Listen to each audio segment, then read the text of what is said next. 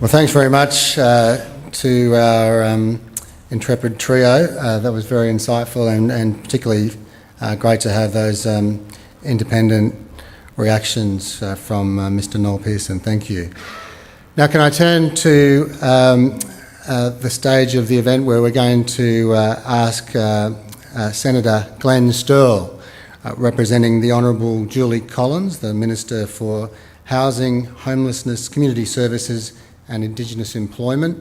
The Minister couldn't be here today, and for that matter, the Prime Minister was also an apology on the basis that there's this something called an election happening. But we're absolutely delighted to have Senator Sterle. He's a man who's very familiar with the Pilbara and the Kimberley, and he's also a fantastic bloke. So, Glenn, can you please come and give us the address on behalf of the Federal Government?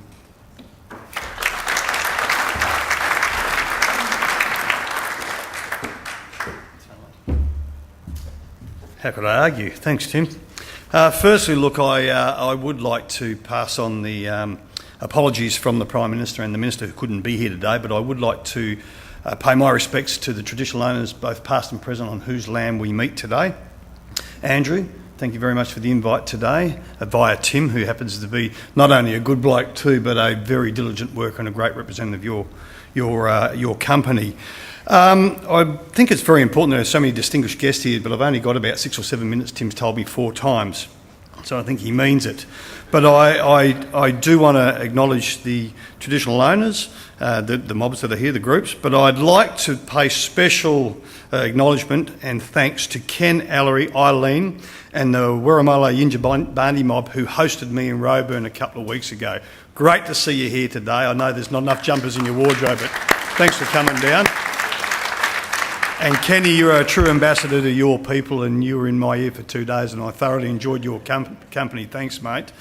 I would also like to I'd like to give you a perspective from someone who, as a federal Labor senator, Andrew and I have been on completely, I think it's fair to say, Andrew, Mrs. Forrest, good to see you too and meet you. We've probably been on different sides of the political agenda since a certain announcement back in May, I think it was in 2010. But Andrew, I'm man enough to say if I've got something wrong, I'll stand up, I'll eat that humble pie. It tastes terrible. But under the circumstances of today and what I saw 2 weeks ago, not only will I eat it, I'll chew it, I'll swallow it, and I'll make the same apology on any opportunity I have. What I witnessed in the Solomon Hub and in Roebourne 2 weeks ago is a credit to you and your vision. I have not been all that complimentary on mining companies and their endeavours to employ Aboriginal people and Aboriginal businesses. I think there are a lot of good people out there who are trying their best to achieve outcomes that you've got, but they're not quite there. Not through lack of trying, but they don't know how to do it. Andrew, with Ken and the Yinjabandi mob, I actually met the elders and I met the people who were working on the mine, and I met women. And I met a 53-year-old lady, and I apologise, I can't remember her name, who is so proud sitting out there in her FMG shirt to tell me that she has a wage. Don't worry about the kids and the grandkids, I'm going to work. I met young Aboriginal women out there who are so proud to have a job, and thanks to Fortescue FMG, they've had the opportunity and your vision, Andrew, and your team to do that, to see that through. And as a Labor senator who has spent most of my working life in the Kimberley, I wish to cry out loud there, you had some leases up there so we could deliver that opportunity up there rather than just sit about and hope pearling and cattle come back. I was in Fitzroy Crossing last week, and I particularly went to the men's shed where I have a good relationship with the crew out there. And in comes Big Laurie Shaw in his FMG shirt. And I said to him, mate, sit down. How about some more people? Because I reckon Andrew could use some Fitzroy people down there. Andrew, next week you're going to get a visit. You don't know that yet, but you're going to be visited by, hopefully, if you're in town and have 3 minutes or 4 minutes, by the men's shed in Fitzroy, who are going to plead their case that they want to fly in and fly out. They want an opportunity like the Yinjabandi and other mobs in Roebourne have had. And I do hope, Andrew, that that can be delivered to my favourite part of the world. On that, I'd also, and it would be rude of me and remiss of me not to acknowledge Ken Wyatt, the local member for Hasluck, Good to see you here, Ken. I'd also like to acknowledge Senator Sue Lyons, my colleague in the Senate, and great to see you here, Sue. I'm told there's some if there are other members of Parliament, I acknowledge you. But my dear friend, she's having a chat at the moment, Alana McTiernan, the Mayor of Vincent and the Labor candidate for Perth. Alana, great to see you here today too. On that, Andrew, I'll be going back. Now, if we are in government, if we are at the end of this 5-week madness, I will make it my business to whoever the Treasurer is and whoever the Employment Minister is, Aboriginal employment, that the fine work being done, and now the camera's on me now, I can't get away from it, the fine work being done by you, Andrew, I apologise for having a position that was completely misrepresented. Thank you, Tim, to the opportunity to correct the ship, and I now look forward to also getting up to Port Hedland to meet your employees, the Aboriginal people up there, and they can tell me how great the opportunity is for them to have a job. Because we all know in this room there is nothing greater than the job and the respect and dignity that brings. But to see Aboriginal disadvantage having an opportunity to close and Aboriginal people in control of their destiny, it is a wonderfully heart-rendering thing for me as someone who has haunted the Kimberley and the Pilbara since 1980. On that, to the girls at the Art Centre in Roebourne, I said, did they bring some paintings down? Because I reckon there'd be some money in the room here. But anyway, great to see you all here. Andrew, and to the Yindjibarndi and all Aboriginal groups and traditional owners, and to the Forest team, I will say on behalf of the federal government, keep up the great work. I know that you did say that governments don't do a heck of a lot, Andrew, and okay, but I do know that we have been funding some VTech programs since 2006 for $8.6 million, which I thought, crikey, that's not a bad effort. And then I see the $1 billion floating around here. But I still think it's got to start something, from small things, big things grow. But on my last and final wrap up to Timmy, mate, take this on board. When you took me to the Roebourne VTech, and I want everyone in the room to really take this in if you could, please, to meet 10 Aboriginal people, I think about 9 men and 1 woman, ranging from 20 through to 56, who could not read or write, who were doing their literacy and numeracy program for 6 weeks, and they proudly told me they were moving into the 3-week program once they passed there, because they're going to go out and work on one of your mines, Andrew, and they proudly told me that they can earn up to $117,000. To see Aboriginal people who can't read and write, to know in 9 weeks' time they'll be on that wagon, is truly magnificent. Congratulations, keep up the great work. And now the cameras are on me, Andrew. I will be apologising if anyone reminds me of my past indiscretions to your great work, Andrew. Well done. Thank you.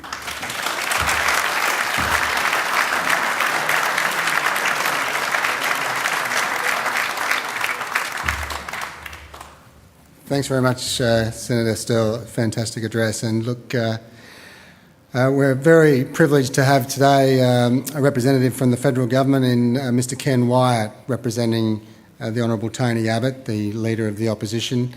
Ken is not only the first Aboriginal Australian in the House of Representatives, but he's an absolutely fantastic Australian and a great community leader, and we welcome him today. Thank you, Ken.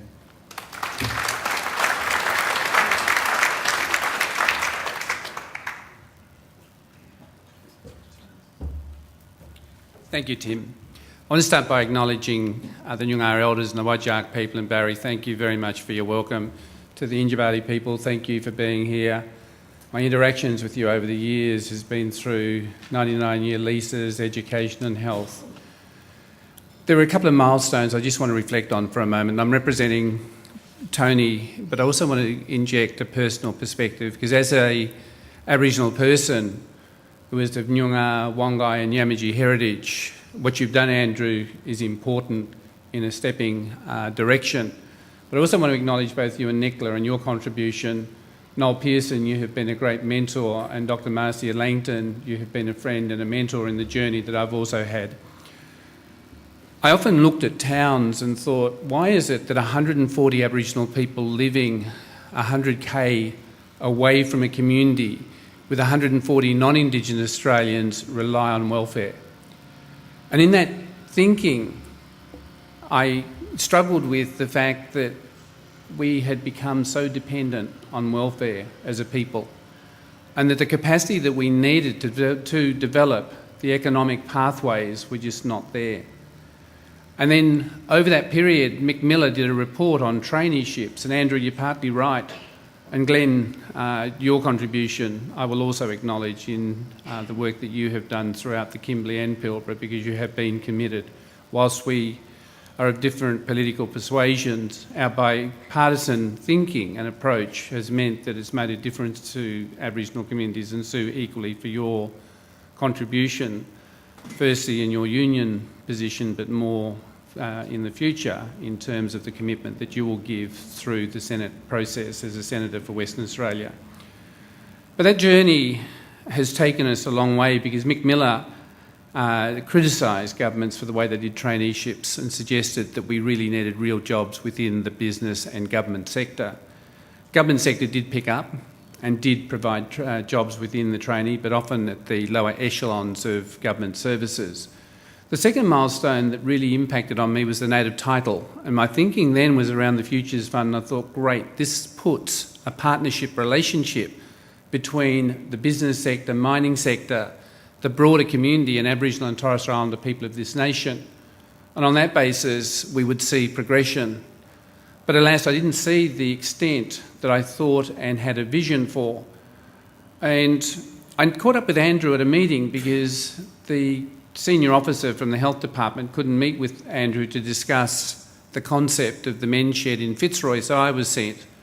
And we had a great meeting in West Perth, and the first question that Andrew asked me was not about the men's shed, but he said to me, what's your view on welfare? And he then said, before you answer that, let me tell you mine. And he spent about 2-3 minutes just telling me what his view was, and I said, well, mine is not dissimilar. Because what I want to see all governments and all of the industries achieve is taking our people off welfare, giving them job and employment opportunities that are real, that will allow them to become entrepreneurs within the Australian economy. But I think more importantly is to enable them to become part of a global economy, because we are moving rapidly that way. And Andrew, what staggers me is you have 469 Aboriginal people working within the FMG company and its supporting subsidiary elements that make up part of what you do. But the other exciting thing is that you require, you'd certainly require Aboriginal people to have a 25% ownership, but I know of the 1 billion that you have created, most of those people have 80% ownership, which is of a high number when you consider the starting point for which the businesses have started. What I'm now seeing, and I've had the privilege in the roles that I've had, of seeing young and Aboriginal communities developing their own enterprises, being part of the economic development of their community, employing our own people, but also becoming partners at the corporate tables with the people like Andrew, and jointly planning what the ventures will be, what the outcomes will be, and then seeing the rewards of moving from welfare to a very sustainable economic position as business leaders within the community. And in the long term, I know that with many more of you joining and becoming real partners in this process, and having Aboriginal communities sit as partners and being joint venture owners with you, we will see an economic pathway that is strong for the modelling that will come. In the future, only 20%, I honestly believe only 20% of our people will be outside of the economic paradigm that will operate. So, Andrew, thank you for what you've achieved, and Marcia for your stewardship in working with Andrew. It's opened the doors from the inside, as Noel has said, because it is when you're inside, you are then able to open a door, create an opportunity, and invite somebody in to sit at the table with you, to plan the future, to develop the opportunities, and to create the economic wealth that means you are self-sustaining. So, Andrew, congratulations on what you've achieved. You have been a champion and an ambassador, and I know that in my discussions with Tony Abbott as leader, he is truly committed to the economic participation and development opportunities for all Aboriginal and Torres Strait Islanders across this nation, and it is a bipartisan approach that you will see as we move forward in making a difference in the whole Aboriginal affairs sector. Thank you.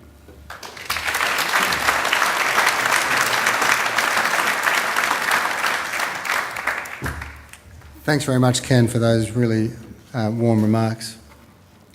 All right, ladies and gentlemen, we're shortly going to hear from Andrew Forrest to wrap up proceedings today, but before we do that, we've got a very special segment for you. I'd like to invite the following people to the stage. Dr. Marcia Langton, the chairperson of the Gooma ICRG joint venture. Raylene Button, the director of MK Limited. Clinton Wolfe, chairman of Indigenous Construction Resource Group. And Heath Nelson, Fortescue's manager of Aboriginal Development. Please come up, guys, and can you turn your radio mics on as you make your way to the stage?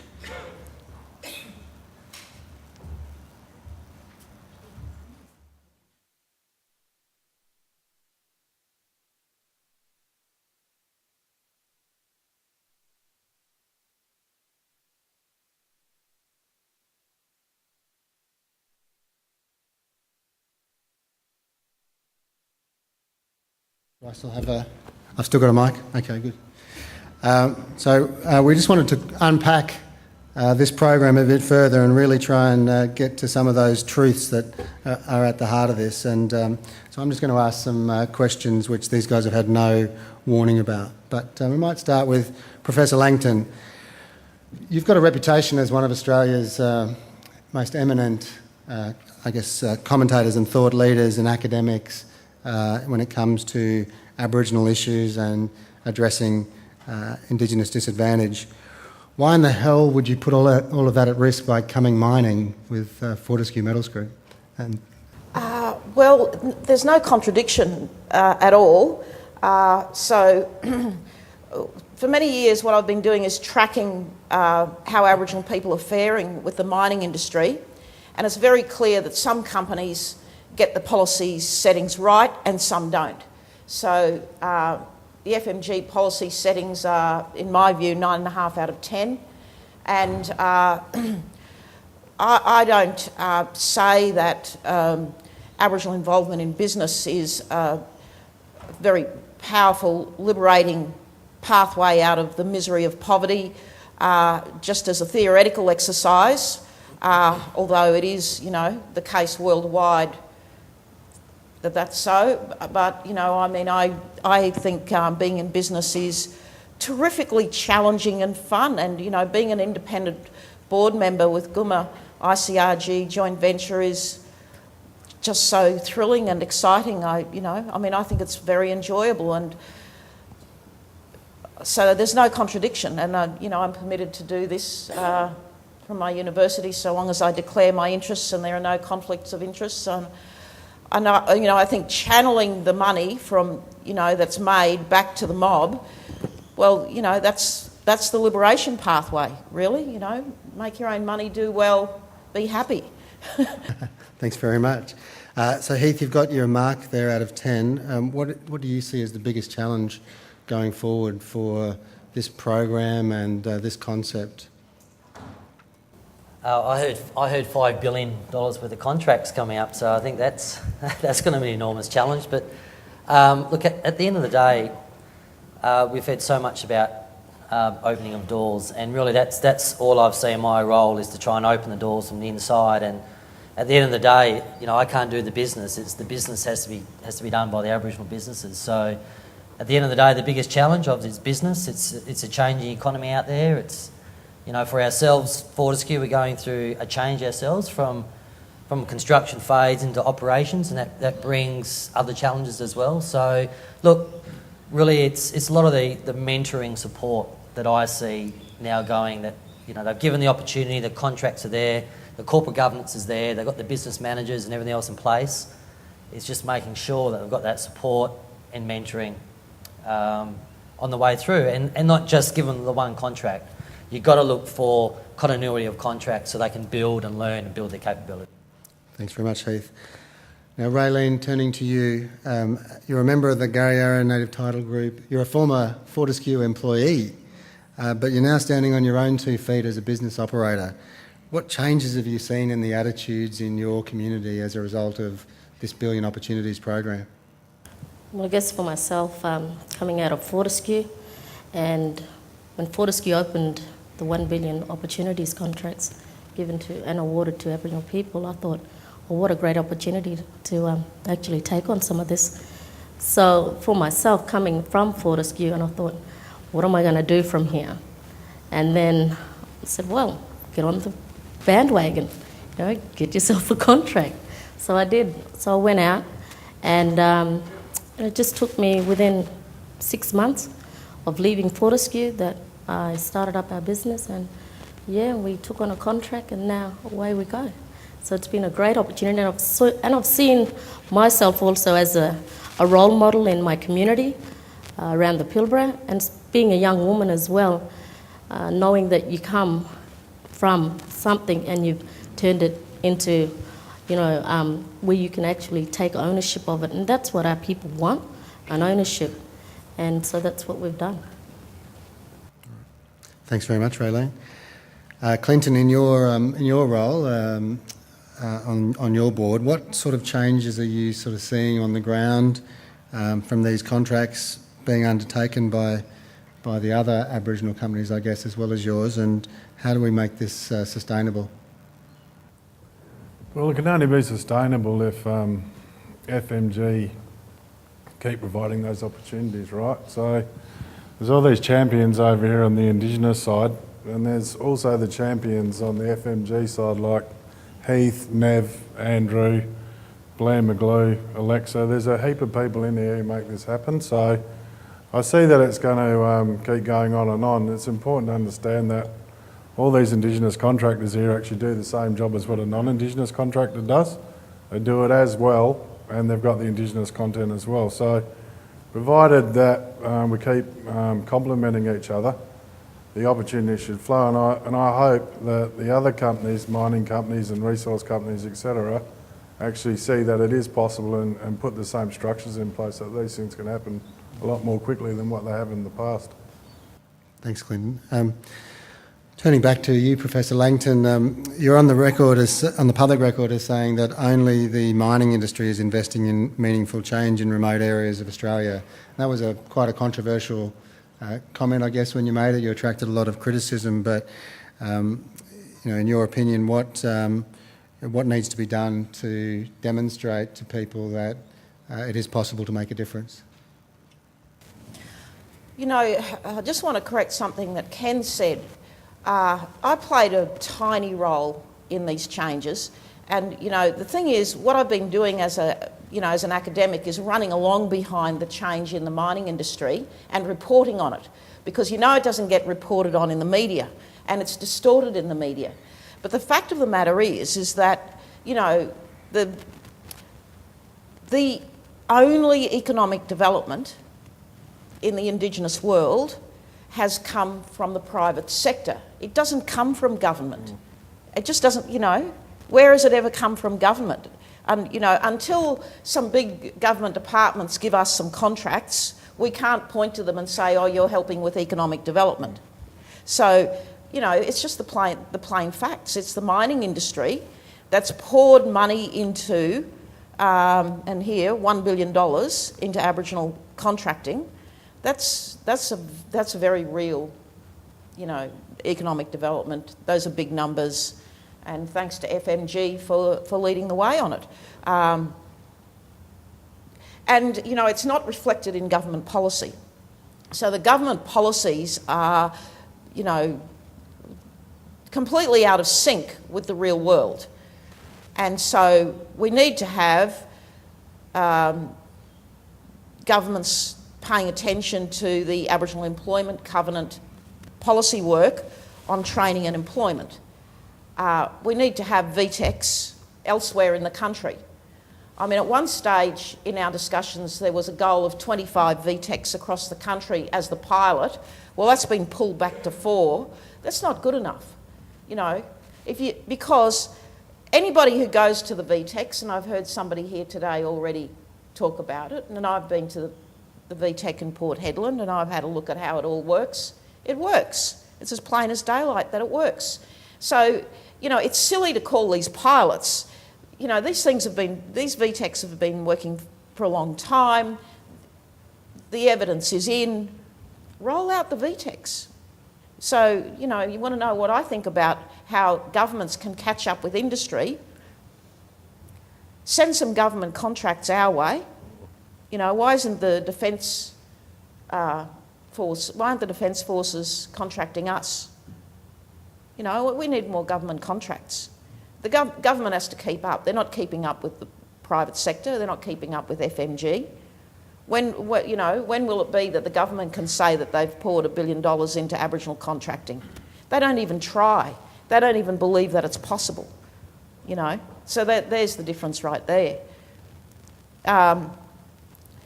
So there's two simple ways that government can match up, whoever is in government after the election, can match up government policy with reality, and that is VTECs, that is training for real jobs in partnership with the employers, and two, government contracts to Indigenous contractors.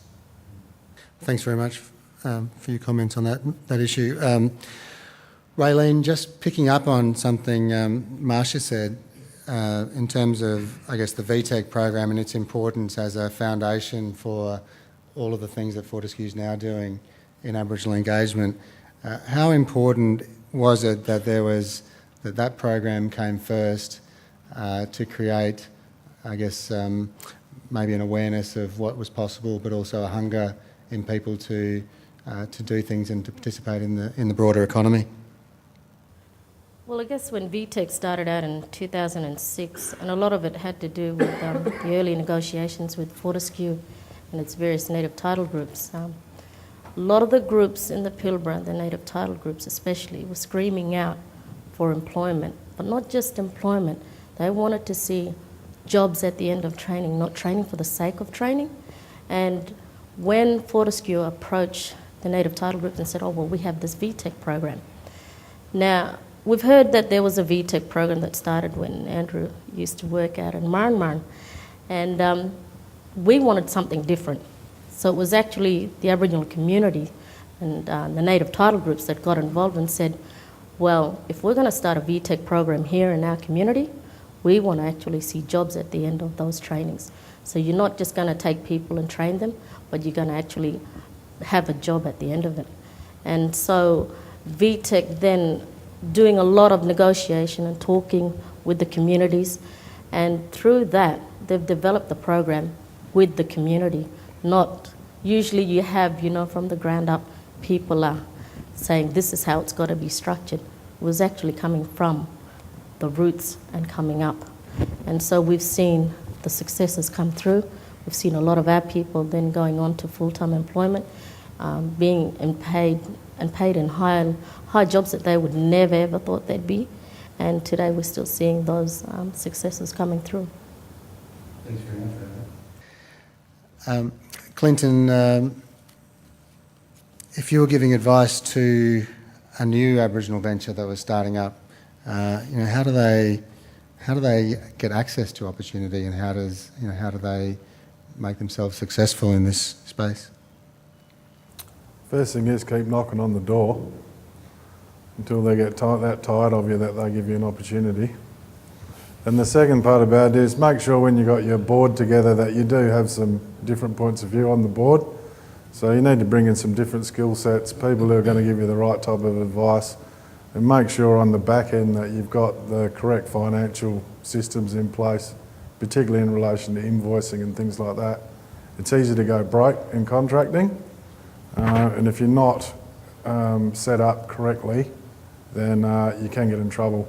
So FMG are quite prepared to step up to the plate and say, here's the sort of systems we need to see, and they'll come in there and they'll have a look at it and they'll point you in the right direction. So a lot of what ICRG does is about working with some of the smaller Indigenous contractors and helping them put the right systems in place, and that normally happens because Heath makes a phone call and says, I want this to happen, and we jump accordingly. So it's a matter of wanting to see other Indigenous contractors get to the space that ICRG's in.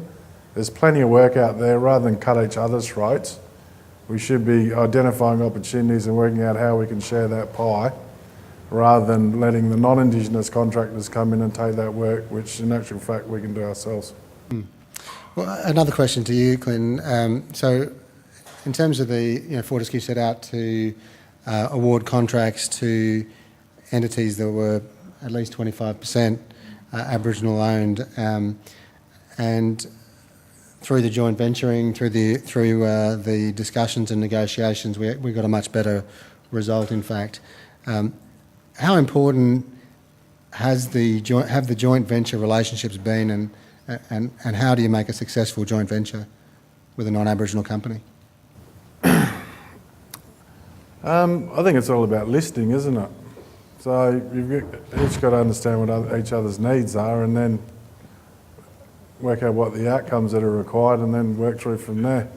I mean, at the end of the day, like he said, the biggest employers of Indigenous people are Indigenous contractors, right? And that can be reflected in their JV as well. So if you look at the raw numbers, FMG directly employs something like 470 Indigenous people. The contractors, Indigenous contractors, employ another approximately 530, so there's 1,000 Indigenous workers. They're earning, say, $100,000 each. That's $100 million a year. 40 million to the ATO, right? Which is then invested, hopefully, back into infrastructure, health, education, all those sorts of things, which is important for Australia as a whole. Then you've got $60 million going back into the families, into the communities, into the nation, right? So these JVs are important because they give Indigenous contractors who otherwise don't have the capability or the financial muscle an opportunity to participate in larger size contracts, and by doing that, learn again, bring their workforce with them, and everyone benefits. Thanks very much, Glenn. A final question for this session to Heath before we thank our panellists. But how does FMG really determine in the awarding of contracts that this is truly merit-based, and how do you get high? How do you get these contracts to meet the highest possible business standards? Yeah, tough question. Look, when I first started with Fortescue, the only process around was the tendering process, and a couple of Aboriginal contractors had a go at that, and it wasn't just them failing, but I think I failed as well, because I was putting them into a process which they really didn't know anything about, and they didn't have the full range of capabilities to meet the service delivery that we required. And they actually I think their business actually went backwards because they lost confidence and didn't think they could actually get their contract. So it was actually, I had to go back to Nev and Peter and Anthony Kirk at Solomon and say, look, the way we can get them in here is through our contractors, through a subcontract, or through a joint venture partner, so they can actually build their capability and actually learn at the level they need to be at to get their own contract. So that was something that we went through in the early days, and now we are actually seeing those Aboriginal contractors actually tendering and actually winning work. And you saw one of them from Elsa. Sorry to put you on the spot, Elsa, but Elsa's and with Richard, they formed a joint venture. Well, they wanted to get in business, and I introduced them to one of our contractors, Ariel, that were doing some dewatering, and they actually went in and tendered and actually won the contract. And you saw what that meant to Elsa. And these tender processes are quite rigorous. And I kept seeing her in meetings, and she'd say, "Have you heard anything yet?" So that's one of the processes that we go through. But look, I just wanted to also touch on one other individual, if I can, this whole process about the employment and their own businesses. And again, my apologies to Aaron, because I'm going to put Aaron on the spot here a bit, but Aaron approached one of our Cape Crushing, one of our contractors, just for a job. And they were so impressed with him, that they helped him set up his own business. And I actually went to the signing of their joint venture just the other day, and that was 2 years in the making. And Aaron, can you just stand up, please, if you don't mind? Because he's in his PPE because he was supposed to jump on a plane this morning. He was supposed to jump on a plane this morning to fly to Cloudbreak because he's got 2 trucks that are out there delivering all our polypipe to our sites, and I had to pull a few strings for him to fly in this afternoon's flight so he could be here this morning. And that's just a huge success story. So it's not, as I said, it's not the billion opportunity. It's not the $1 billion. It's the businesses like Aaron's. It's Raylene's. It's the ICRGs. It's the joint ventures with the Balku and Gary Arrow, some of the very first contracts they've ever had near Bali. I can go on, and to me that's it's very, very rewarding to see that. And through the processes that you said, yes, they still have to have all the HSC plans in line. They've got to have all the other systems there. Our role is to help them through it. Fantastic. Thanks very much, Heath. And can you thank our panellists, please, ladies and gentlemen? Thank you.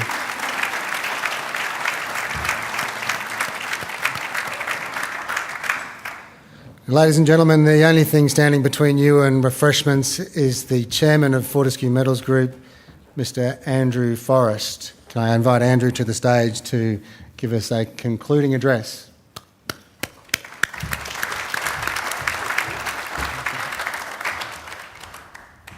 Just to be brief, I would like to say with humility and with enormous appreciation, the Indigenous leaders in this room, you're breaking the model.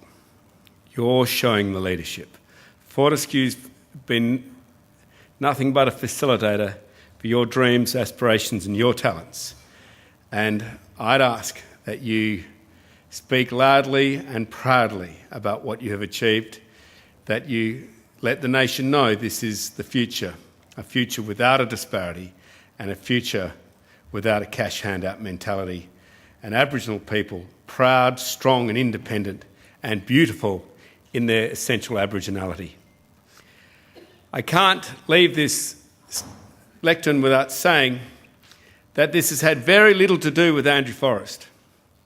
It's had everything to do with the Fortescue executive team who have made it all happen. Under Nev, who's shouldered the responsibility, there's too many to name, my old mates Blair and Alexa and all of you who have followed in their footsteps, you've just done this most cracking job.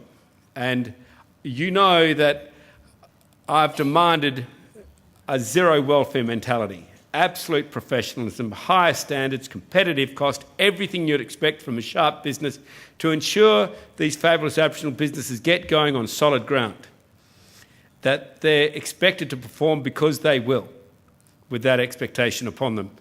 And can I just deeply thank all of you at Fortescue. I congratulate the Indigenous people, but I in particular thank all my leaders at Fortescue, particularly Peter Mears, particularly Ned Power, those who have held the flame high so that the executives have really done the work, have been able to bring this dream to fruition and lay out the path of opportunity which our fabulous Aboriginal brothers and sisters have accepted with responsibility for their communities and are taking forward. I deeply congratulate you, Indigenous people of Pilbara, for your example you're setting and for the great work which my colleagues in Fortescue have achieved. It is your accolade, it is your achievement. I thank you.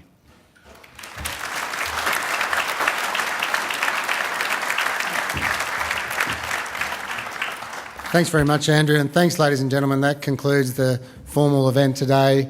As you join us now for some morning tea, and as you leave here today, can I ask you to reach for your smartphones and join the conversation. Hashtag 1billion is our Twitter hashtag that someone smarter than me has developed, so get your Twitter fingers ready and join the conversation online. Thanks very much for coming today. Thanks to everyone who travelled, and have a great day.